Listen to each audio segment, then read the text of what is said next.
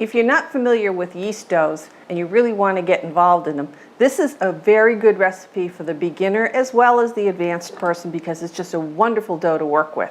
So we're going to have some very simple ingredients. It goes together very simply. We have 1/3 cup of sugar, 2/3 cup of warm milk between 100 and 104 degrees. I have 1/2 teaspoon of salt, 3 eggs, got 1/2 cup of shortening, which I melted. I have some yeast. I'm going to use 1 tablespoon. And in this bowl, I have 3½ cups of flour. So the first thing I want to do is put the sugar in my mixing bowl. Now I buy my yeast in bulk, and I like to store it in these canning jars with a nice screw-on lid in the refrigerator. It's just so much easier to use. So there's my 1 tablespoon of yeast. And then to that, I'm going to add the milk. All in my mixer bowl. Then I've got a little whisk here. Just kind of whisk it around to get it blended. Now, normally when you're working with yeast at this point, you would be proofing the yeast. That means you'd be leaving it there for 5, 10, 15 minutes to make sure that the yeast is alive. And I recommend that you do that in this recipe. I'm not going to stop and do that step because I know the yeast is good because I've used it earlier today from the same jar. I'm going to put my paddle attachment on. And now I'm going to add 1 cup of the flour. Remember, I have 3½ cups. At this point, I'm only adding 1. And now I'm going to mix this up to blend.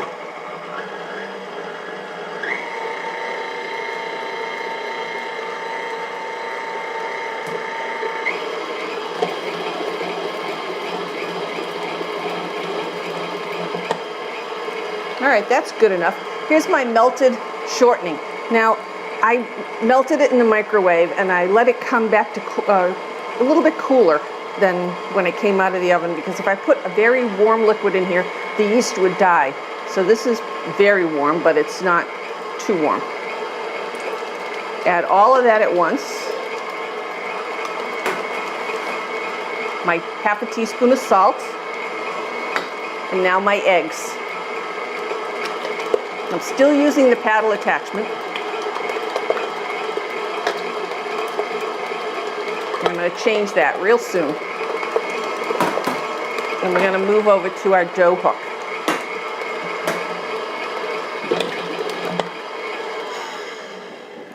So far it's easy, right? Okay. Take that away. Just going to scrape the sides down, make sure everything's getting in that bowl. Okay. Now at this point, another real easy step, just going to dump the rest of the flour in. You're not going to get too many other yeast dough recipes that are this easy.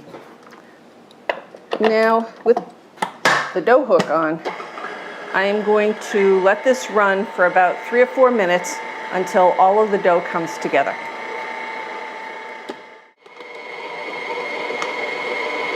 The dough has come together, and I'm just going to leave this running for about 2 minutes and just let it knead it a lot more. Get it smoother. All right, that's pretty good. Now this dough is still sticky, but it's not so sticky it'll stick all over my hands. So I'm going to get a bowl, spray it with some cooking spray.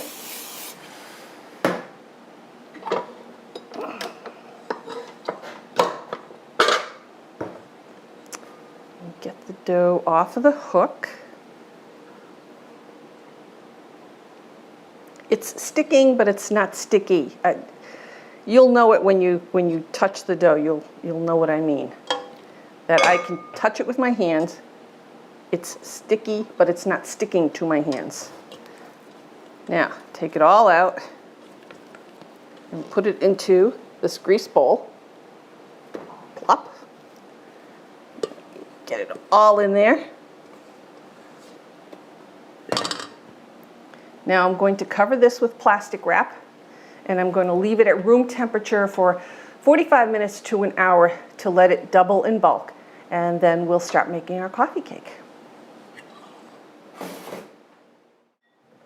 All right, before we start rolling out our dough, I'm going to make the filling that's going to go into this coffee cake. And there are many types of fillings that you can use, but this is like a cinnamon bun filling.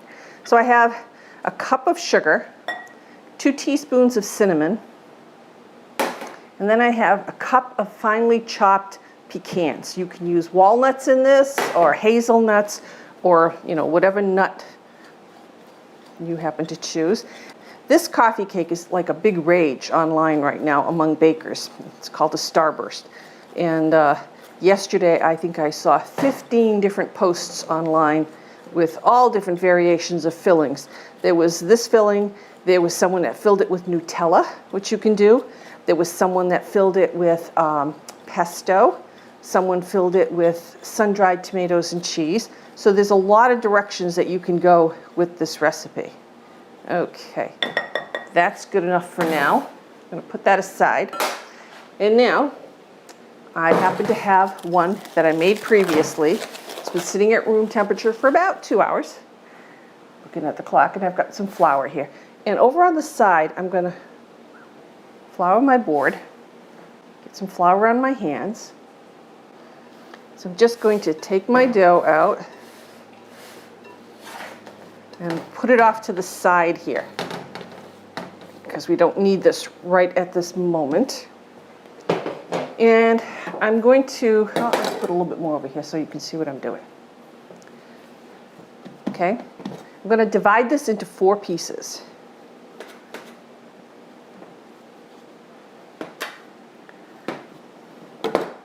And I'm going to put these aside. I'm going to work with one at a time. Put my knife over there. Put some flour on my board. And now what I have off to the side is I have a piece of parchment paper that fits my baking sheet, my cookie sheet. You can use Silpat if you have it, or if you want to, you can just lightly grease your sheet and put it directly on the sheet. I like the parchment paper. It works out really nice. Now, what I'm going to use is a bowl as a guide to the size that I want. I want this to be, when it's done, I want this to be approximately a 10-inch round coffee cake. But I'm going to roll it a little bit more than that, and you'll see why later. So just rolling it out, and we're going to do this to all 4 pieces. Now, let me see if that's big enough. This is my 10-inch bowl, and yes, it's big enough. So I'm going to take my parchment paper, and I'm going to put this round as best I can centered on the parchment paper. Okay, now back to that filling. I'm going to take approximately 1/3 of the filling and put it on the dough. And not to the edges, but about within an inch of the edge. Okay, put it aside. Well, now we're going to work with the next piece. And we're going to keep layering this so we have 3 layers of the cinnamon and then a top layer to cover.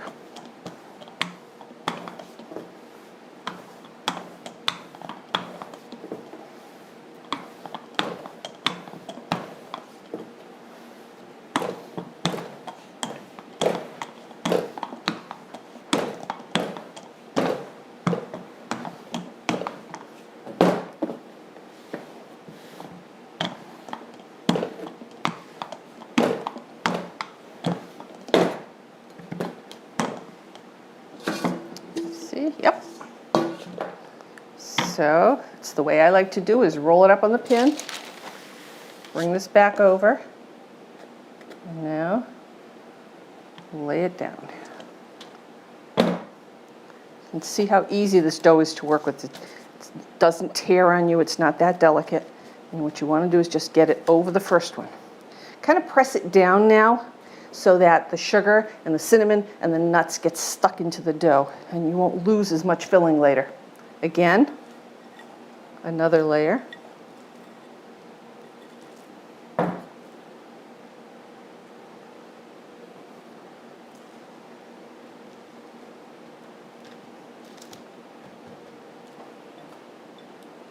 Okay. Put it off to the side. One more time. Well, actually 2 more times, but 1 more time with filling.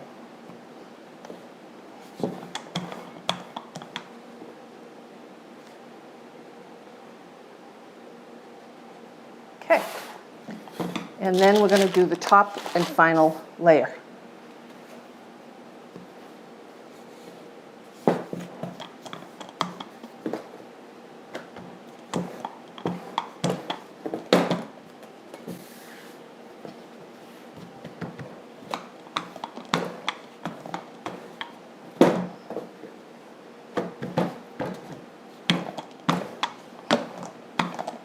There's always one that comes out like a modern piece of art. It's crazy shapes.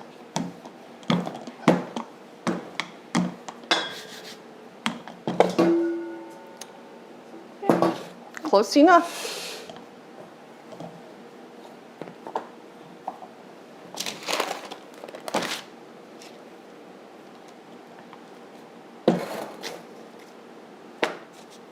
And just stretch it to fit. Pressing down. Okay. Now, I'm going to take our bowl again, put it in there, press down, trim it.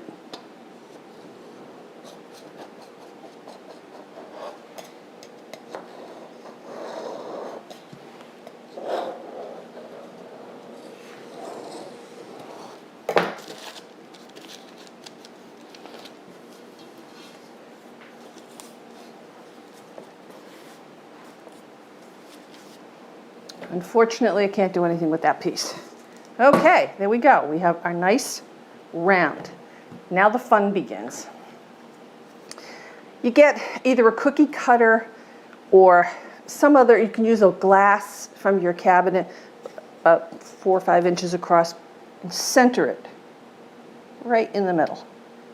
Don't press it down too hard, just leave it there. Now we're going to take a sharp knife and we're going to cut this in quarters.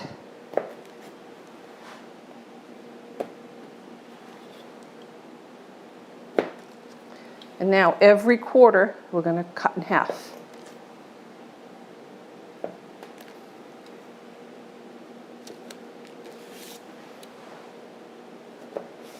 And now each of those we're going to cut in half.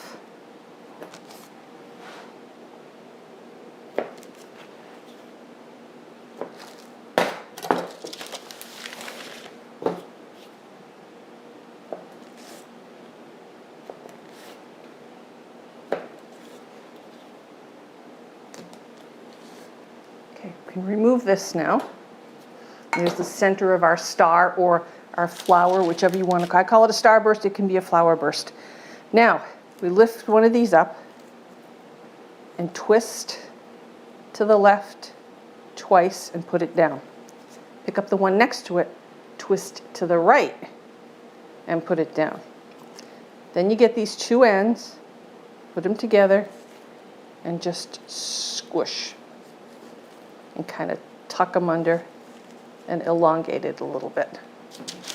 Again, twist to the left. I didn't cut all the way through. Okay. Twist to the left, twist to the right, squish them together and underneath. Now, if you really get good at this, you can do 2 at a time. I haven't quite gotten to that point yet. This is only like my 3rd time making this, I think. Okay. You can see how pretty it looks already?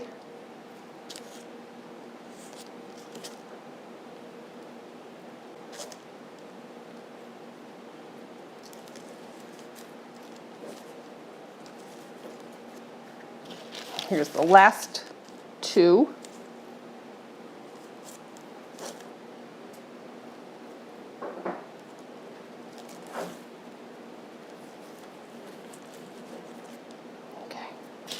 There is our coffee cake. Now what I'm going to do is get a sheet.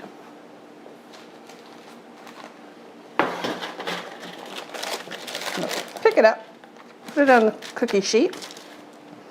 Get myself a clean towel, or if you have a big enough, you could do this too, I suppose, and use it as a proofing box, but I don't want to ruin the edges. So you just want a tea towel that doesn't have fuzz on it, you know. Cover it, leave it at room temperature for about 2 hours, and then we'll bake it off. Here's our Starburst coffee cake. It's been sitting at room temperature for about 2 hours. It's puffed up nicely.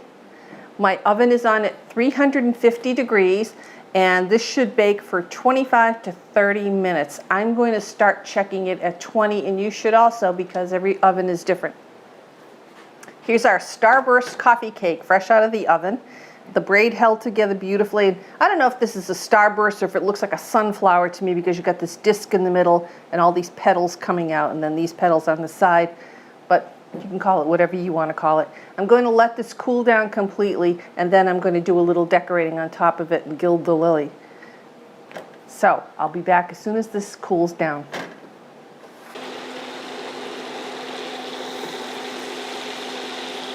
I'm going to make a frosting for the top of the Starburst coffee cake.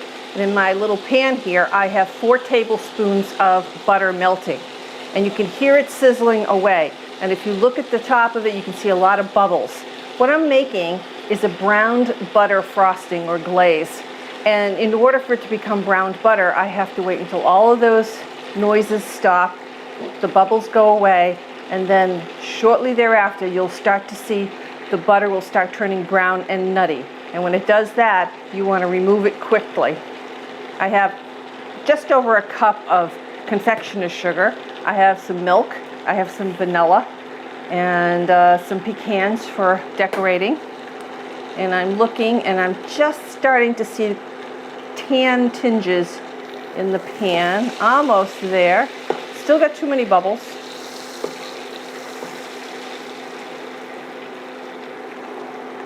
A little bit more. You can smell the nuttiness of the butter.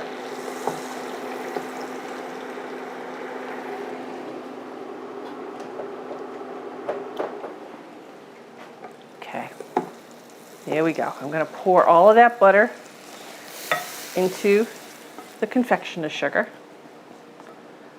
Get a little whisk and give it a ride. I'm going to put in some homemade vanilla. I'm going to put in 2 teaspoons because I really like that flavor. And I'm going to start off with 1.5 tablespoons of milk. I might need more, depends.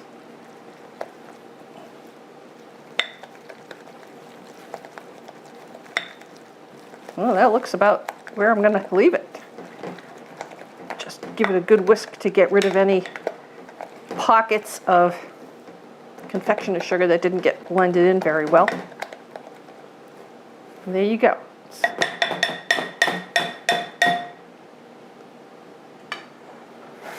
Get these things out of the way. And what I did is I have a glass here with a Ziploc bag in it, and I just put the corner down. I'm going to put my glaze in there.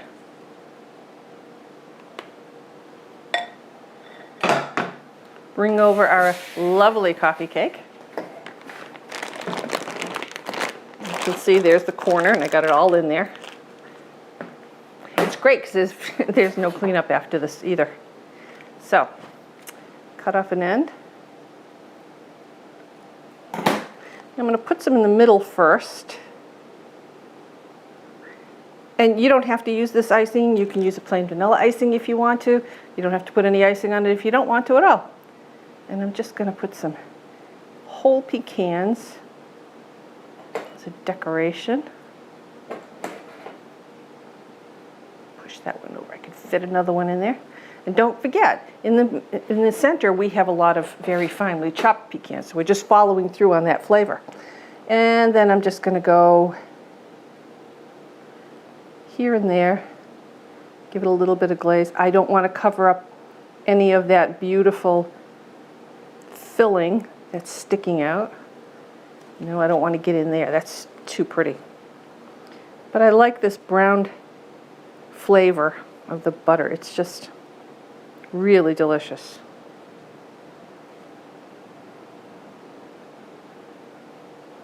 And if you wanted to, you could also have some more finely chopped pecans and spread them over, but I think we've got enough pecans on there. And I think I'll put a little bit on each Starburst.